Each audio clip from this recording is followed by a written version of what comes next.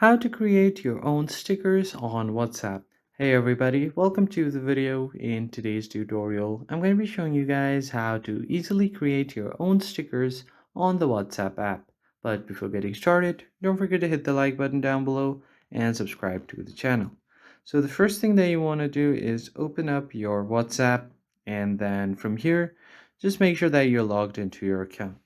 Now head over to any chat that you want to create a sticker on or that you want to send your sticker on. Then just tap on the sticker icon right besides your typing bar. And then here you can find a list of all of the stickers that WhatsApp has provided. So if you want to create your own from your phone's gallery, just tap on create right here and it will open up your gallery.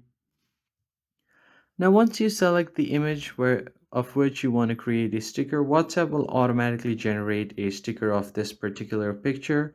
Now, once you are happy with it, you can just choose its size, tap on next, and it will automatically send the sticker.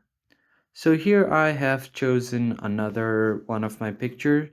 So WhatsApp will create its own sticker like this, then tap on send and the sticker will also be sent. So that's pretty much it guys. I hope you found this tutorial helpful. I'll catch you guys on the next one.